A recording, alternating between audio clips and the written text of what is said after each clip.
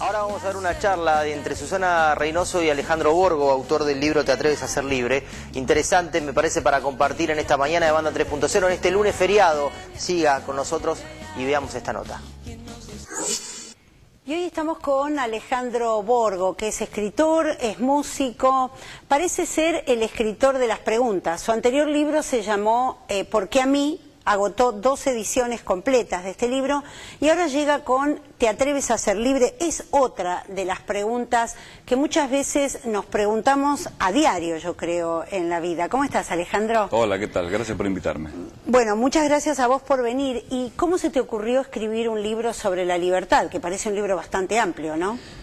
Bueno, lo que pasa es que la libertad es uno de los temas más importantes, si no es el único valor, no está la amistad, la justicia, la solidaridad, pero yo elegí la libertad porque me parece que estamos viviendo en tiempos, a nivel mundial estoy hablando, ¿no? También a nivel local, en donde cada vez hay más restricciones a la libertad, sobre todo a las libertades individuales, ¿no?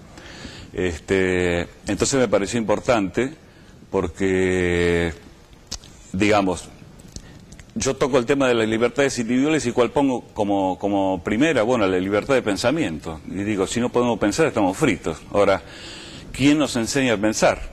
Ahí tenemos un problema ya. Claro.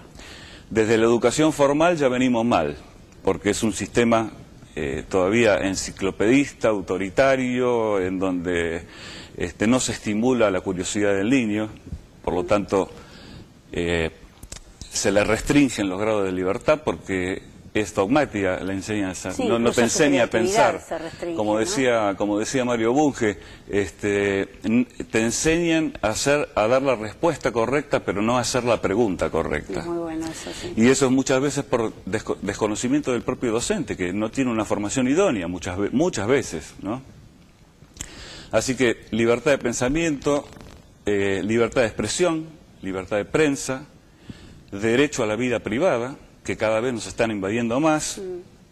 Hoy tenemos en plena discusión el cuestionado y polémico y controversial Proyecto X de la Gendarmería, que parece que está sacando información de la gente. Eso también restringe tus grados de libertad. Vos no sabés si te están pinchando el teléfono, si te están controlando los mails que mandás. Es decir, todo eso restringe. Yo, para ilustrártelo, imagínate, cuando se habla de grados de libertad, imagínate de 0 a 10. 0 es una persona que está totalmente restringida. Por ejemplo, que está en un campo de concentración, que está en la cárcel, de una presión de seguridad máxima.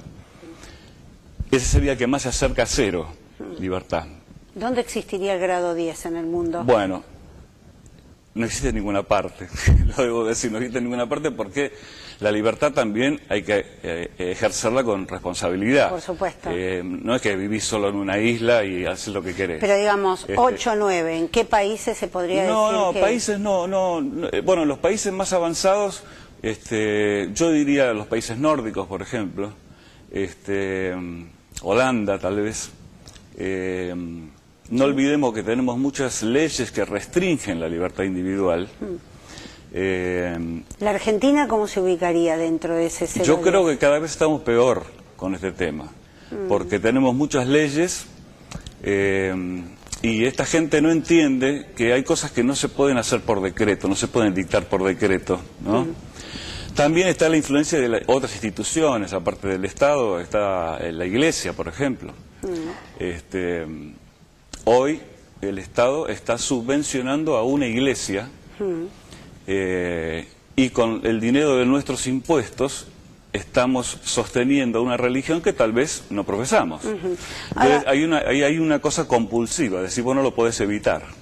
Hasta que no haya separación de la iglesia y del Estado, vas a tener que seguir pagando algo que es lo mismo que si yo fundara un culto, imagínate, ¿no? Sí. Que hoy es tan fácil en la Argentina fundar un culto, nos juntamos 3, hacemos un estatuto. Bueno, sí lo es, la Iglesia Universal del Reino de Dios tiene los templos más grandes que existen en Buenos Aires. Y entonces imagínate que yo como institución, como el Estado, digo, bueno, desde hoy en adelante parte de tus impuestos van a parar a la iglesia que yo formé.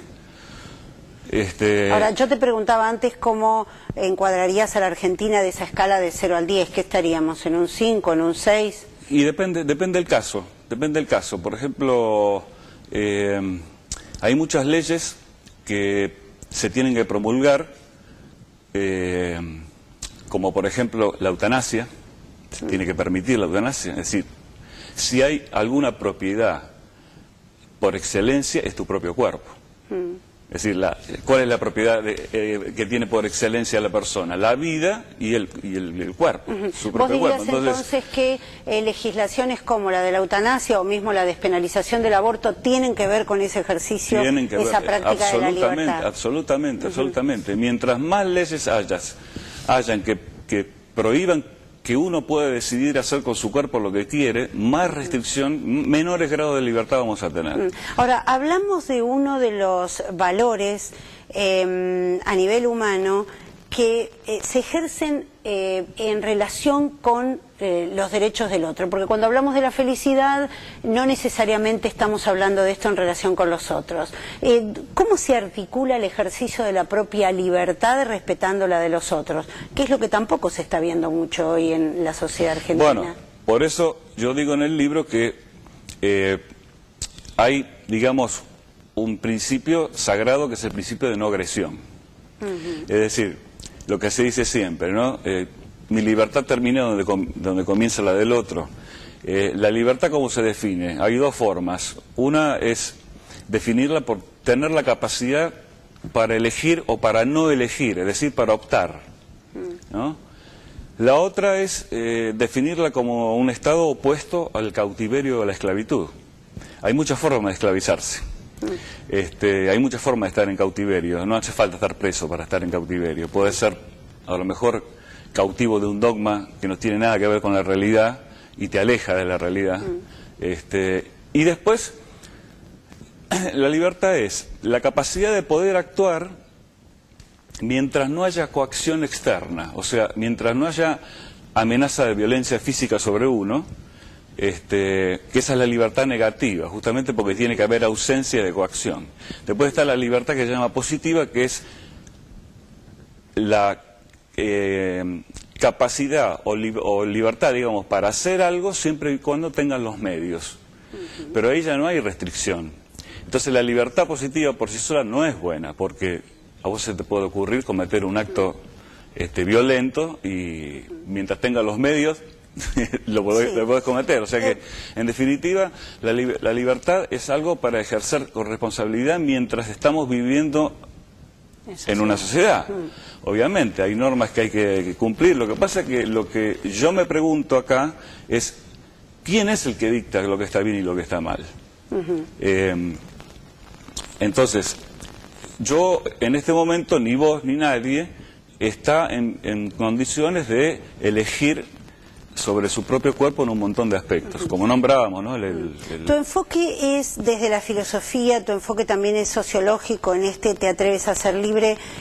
Mi pregunta es si en sociedades que se vuelven cada vez más violentas y desiguales, y donde la pobreza es generadora de otro montón de conflictos sociales, se puede hablar de un ejercicio pleno de la libertad, como un derecho individual, Y no, obviamente que no. No se puede.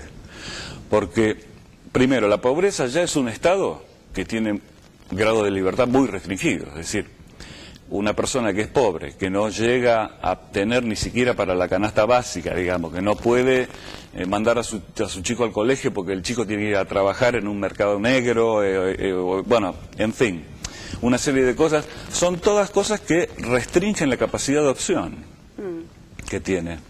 Entonces,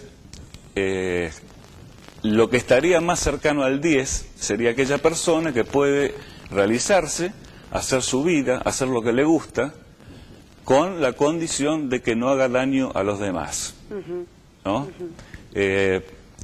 Yo también propongo o muestro en el libro la vida cotidiana, lo que es la libertad en la vida cotidiana. Sí. Y hay dos formas, hay dos preceptos religiosos, uno que dice haz el bien a los demás y otro que dice no hagas daño a los demás, que son dos cosas muy distintas. Con la segunda, con no hacer daño a los demás, ya es suficiente. Ya estaríamos bastante mejor, ¿no? O sea que... Y toco el tema del altruismo versus egoísmo. Es así, sí. Entonces, lo que propongo es que el altruismo debe ser tal siempre y cuando sea voluntario y no compulsivo. Claro, como el que transmiten algunas religiones. Es decir, ¿no? yo no te puedo decir a vos, ama al prójimo como a ti mismo, o no desees a tal, porque el deseo no es una cosa que se dicte por decreto. No, no, además está en la naturaleza del hombre. Mi última pregunta tiene que ver con, puestos a elegir entre el libre albedrío y el destino, ¿cuánto de cada una de esas dos premisas influyen en la vida del hombre? ¿Somos 50% destino y 50% libre albedrío? Mira, es un tema que está discutiendo la ciencia y todavía no ha llegado a una conclusión. Esto lo dicen algunos autores que yo también cito en el libro, diciendo como que la cuestión no está zanjada y que hay que vincularla con la filosofía también. Ahora, obviamente que tenemos una carga genética inevitable, sí, y eso puede ser que nos haga tener una enfermedad hereditaria. Es decir, una persona que es discapacitada está restringida en su grado de libertad porque hay muchas cosas que no puede hacer. Sin duda. ¿Verdad?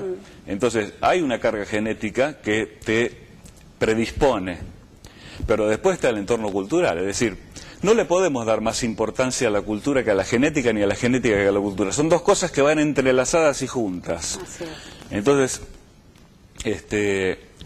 sacando las restricciones a la libertad que tenemos por alguna discapacidad, por alguna enfermedad, ¿no? Refirámonos a la persona normal, digamos, por eso, desde ese punto y cómo de vista puede ejercer esa libertad, por qué tiene que tener derecho a una vida privada, que no le puede cuestionar nadie. Acá se tratan temas como el consumo de drogas, sí, la prostitución. Bueno, la trata de personas que está tan en el también, candelero. bueno, la trata de personas es ahora, distinto, ¿no?, a la prostitución, no es lo mismo. No, ya lo sé, ¿no?, pero digo, son distintas formas también de restricción a la libertad. Es bastante polémico este libro porque yo creo que le va a erizar la piel a más de uno. Bueno. A lo mejor con una mentalidad un poco más conservadora que la que tengo yo, ¿no? Pero bueno, qué sé yo, es un tema que se está discutiendo. Lo vamos a recomendar. Alejandro Borgo, ¿Te atreves a ser libre? Es el escritor que nos está visitando hoy, altamente recomendable, por lo menos para reflexionar sobre esto. Muchísimas gracias. Gracias por haber venido. Gracias.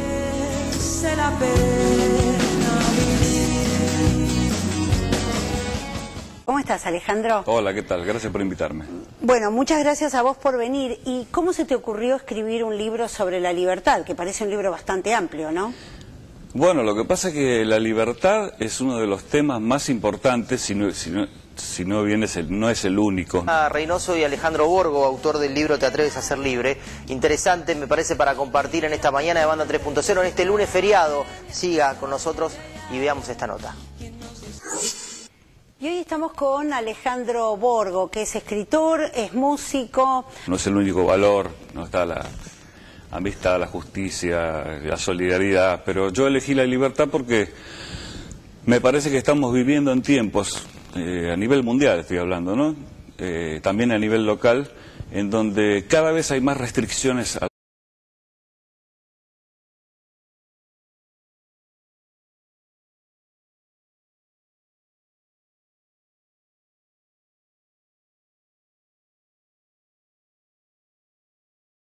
Ahora vamos a ver una charla entre Susana... Parece ser el escritor de las preguntas. Su anterior libro se llamó ¿Por qué a mí? Agotó 2 ediciones completas de este libro y ahora llega con ¿Te atreves a ser libre? Es otra de las preguntas que muchas veces nos preguntamos a diario, yo creo, en la vida.